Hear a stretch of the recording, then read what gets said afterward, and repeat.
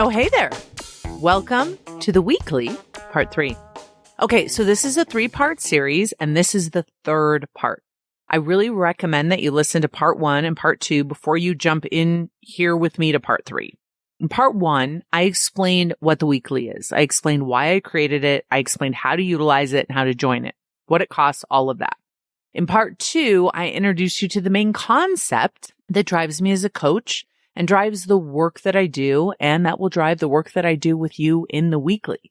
We covered unnecessary suffering, the motivational triad, the model, which are the most critical concepts in coaching that you'll be exposed to and need to learn and apply over and over and over and over again.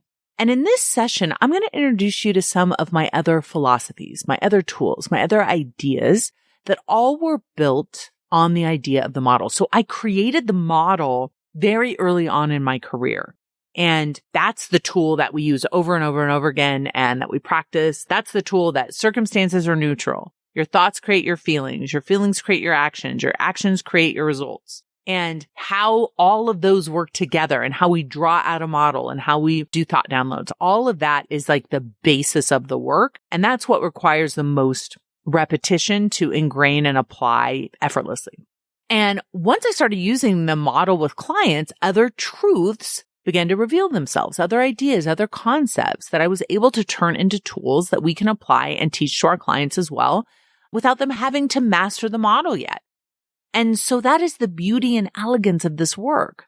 And I want to say my intention with the weekly is to help reduce the unnecessary suffering in my clients' lives. And the best way and the fastest way and the most masterful way to do that is to learn about the model. Watch it be applied and then apply it to yourself. And watching it being applied means ingraining it over and over again, like I said.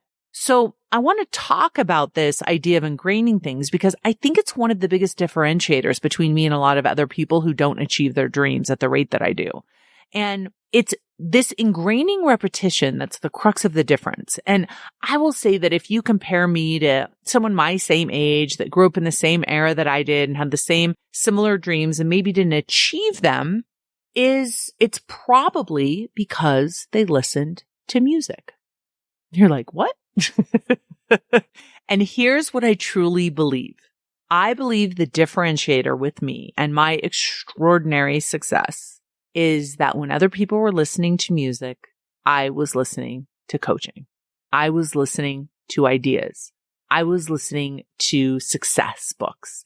I was listening to autobiographies. And I was doing this the way that most people memorize lyrics to songs.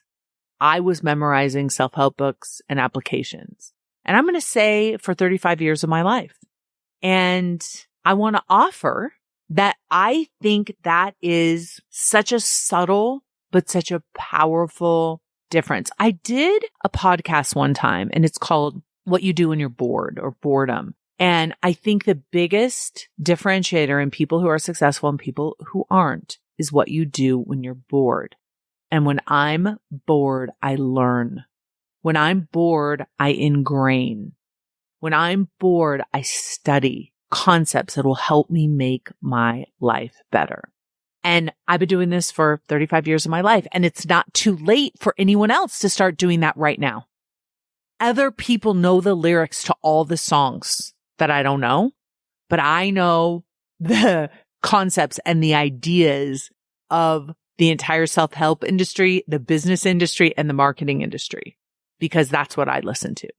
And I want to create an environment that will make it easy for you to do this too. So you're being ingrained in the most efficient way possible. And the most efficient way that I can offer that to you is with live application once a week. Listening either live or to the recording and committing to doing that at least once a week for an hour. The way that I want to offer this to you is with the idea of 52. There are 52 weeks in the year. And I want you to find a way to measure 52 hours of your life that you dedicate to ingraining this type of material. Okay, the easiest way to do it is to sign up for this course called the Weekly at any point during the year and to listen to all 52 recordings. Or you can listen to all 52 sessions live. And the way that I would do that, the way that I would measure that is I would print out a checklist, which basically is a piece of paper that has 52 boxes on it. Or you could just do a list, number 1 through 52. You could just list the numbers, whatever. And you check the first one off after you listen to the first call. And you check the second one off after you listen to the second call. And at the end of the year, you will have checked every box or every number on that page. And I promise you, if you give yourself 52 hours of programming once a week. Now, you don't want to do all 52 slammed into one. It's better to do it in between your life, in my opinion, right? So you have a week in between to do it because all the negativity is going to come up and then you're going to have another call. Then all the negativity will come up and then you have another call. But if you do 52 hours of programming, new materials, new ideas, new positivity, new thoughts, new belief systems into your brain, in 1 year, you will change your life. It's simple. It's affordable monetarily, but it's going to cost you at least an hour a week. That's the biggest commitment. The way that I did this back in the day, it's what I did with many of my teachers, right? So maybe the example, 2 examples in the 80s. I listened to Tony Robbins and I listened to Marianne Williamson. And there's 2 things that they did that were game changers for me. First of all, they both had audiobooks. So that's step 1, right? We got to learn the material. And so I listened to the audiobooks and I learned their concepts and I learned their ideas. I understood it intellectually. They taught it to me through their audiobooks. But what they both did as well that made the biggest difference is that I was able to listen to them in their seminars. They recorded their seminars and sold them, and I bought them and I listened to them. They recorded themselves working with people, and I listened to hours and hours and hours of them coaching and mentoring and advising. And when you listen to hours and hours of the application of the material that they're giving and that they're teaching, you learn it in a way that ingrains it in your brain. And then the third thing that I did is I just applied all of it. I did all the exercises they recommended. I did all the homework that they said. I went out there and lived my life with these new tools, with these new ideas. Now, as the decades went by, I started doing the exact same thing with Byron Katie's work. Those of you who are familiar with Byron Katie, she has many audiobooks, but she also records her seminars. She also records herself teaching to the people. Now, remember, Byron Katie is the one that taught me that my thoughts create my feelings. So it was very important for me to ingrain that concept. And I was able to do that by listening to her coach over and over and over and over and over again. I mean, I must have listened to 2,000 hours of her. And then Abraham Hicks, same thing. I listened and listened and listened and listened to Esther Hicks, coaching. I applied it. I did the same thing with Jack Canfield. Listen and applied, listen and applied, listen and applied. And I didn't even realize what I was doing at the time. I didn't even realize, because you think about listening to other people being coached on a topic that maybe I didn't have any relation to. I listened to men being coached, on being gay. I listened to, women being coached on getting old or being broke or things that I didn't have the experience with. PTSD, wars, trauma, all of that. It seemed that those things wouldn't apply to me, but it changed my life because I was able to see the tools applied in a way that made me an expert at applying them to myself. And I got to the point where I had my own board of directors. And this is a really important concept because I never once was coached live by any of these people. I take that back. I was coached live by Tony Robbins when I went to Fiji. Tony Robbins had an event in Fiji and I got coached live by him. But otherwise, I wasn't coached live by any of these people. And so I read this book by Napoleon Hill, and it's called Think and Grow Rich is the name of the book. Highly recommend. And he offers many cool tools in there. And one of the tools that he offers is that you create a mental board of directors. And I created a board of directors with all these mentors who had taught me so much through their books and through their coaching. And because I had listened to them coach so many times, and because their ideas were so ingrained within my brain, I knew what they would say if I asked them a question, right? We didn't even have AI then, but I knew what they would say. Oh, Marianne would tell me this, and Jack Canfield would tell me this, and Tony would explain it like this. I already knew.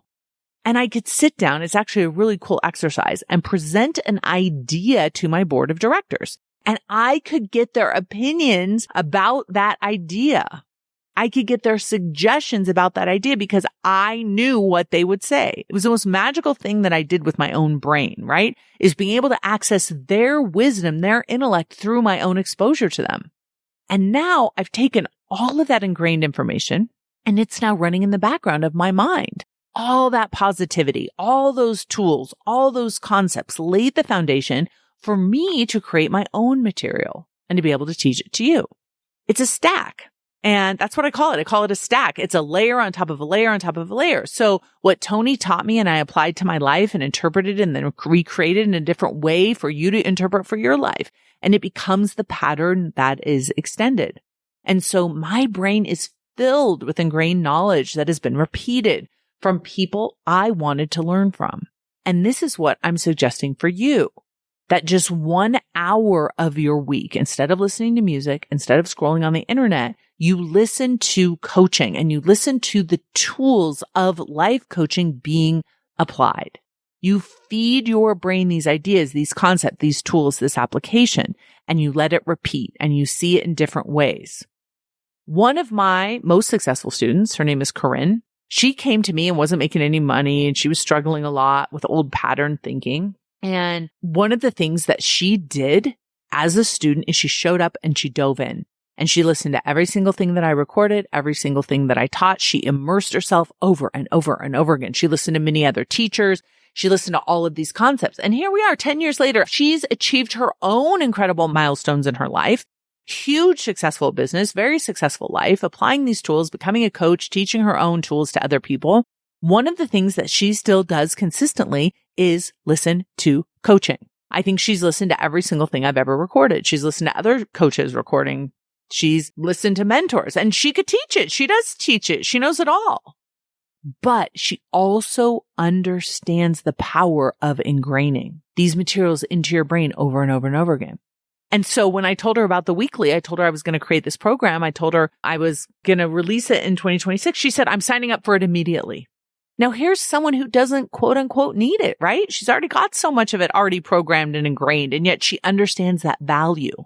And so I want to offer to everyone who's listening who said, oh, I've already listened to Brooke's podcast. I already know her concepts. It's really not about that. It's the constant reset that you're going to do every single week. With these concepts, you won't just understand it. You won't just be able to sing all the lyrics to your favorite songs. You'll also be able to anticipate thoughts, feelings, actions in your own life. You'll be onto yourself. You'll be able to eavesdrop on your own brain from a perspective that you may not have now. And so I just want to, for the rest of this podcast, let you know that I have created this sheet with the 52 checkboxes, 52 hours of coaching. This past year, I did not have that for myself. And listen, I felt a huge difference. So print out that thing for yourself. Don't make it more complicated than that. Just check off every box so you can get this ingrained and you'll be very proud of yourself for your 52 sessions that you listen to. And then the other thing you're going to want to do is look at this tool list that I'm going to email you when you sign up. And this is a list of all of the tools, ideas, concepts that I've created. I sat down and I made a list of all my tools, all my ideas, all my concepts. These tools were designed over the past 20 years, and I designed them to reduce any unnecessary suffering. And the more you understand each one of these tools and the more you apply each one of these tools, the less unnecessary suffering you're going to experience in your life. This is my opinion based on my own life and the life of thousands, literally thousands of my students. Now, some of these tools will be more effective in your life than others. But what I want to challenge you to do is to expose yourself to all of them and to try them and apply them at least once. And you can do that through the weekly. And you'll be able to see that maybe a tool that didn't resonate with you, when you see me apply it to somebody else, you'll see how powerful it is. And maybe you'll look at that list and there'll be a tool on there you don't recognize and you can raise your hand and ask me about it. You'll be able to go through the podcast, right? You'll be able to go through that book bundle if you buy it, and you'll be able to look up any of the tools that maybe you don't understand. And by the time you're done and you'll have those 52 check boxes checked and you'll have all of those tools understood and ingrained, I mean, you will be intrigued by the ideas that I teach, the tools that I've created. You'll be able to test them out in your own life, even if it's just for 10 minutes, even if it's just for a week. This type of advice that I've given to people where they've said, hey, I don't think this applies to me. And I'll say, you don't have to believe me. Just try it out. I know it seems silly. I know it seems weird. I know it seems different. Just try it out. See if you like it. If you do, keep it. If you don't, chuck it away. If you don't believe in it, get rid of it.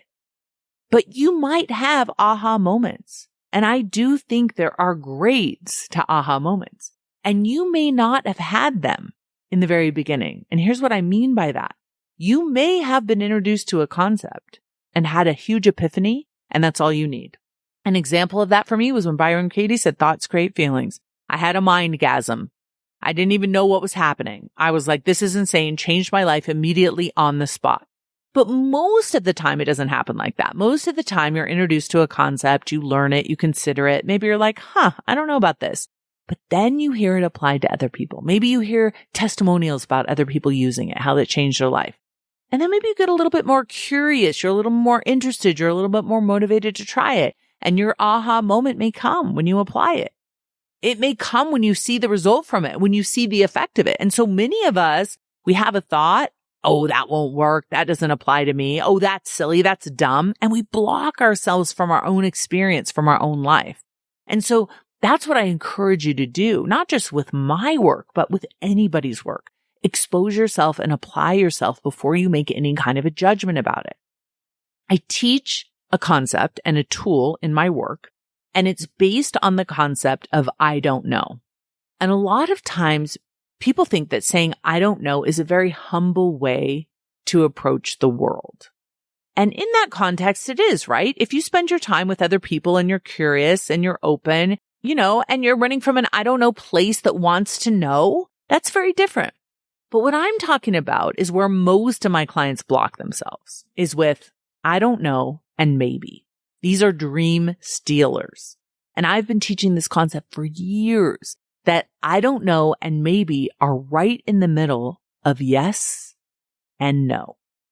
There's yes, there's I don't know, and then there's no. And I don't know is right in the middle, and maybe's right in the middle. And that middle ground is the middle ground of misery. It doesn't get you anywhere.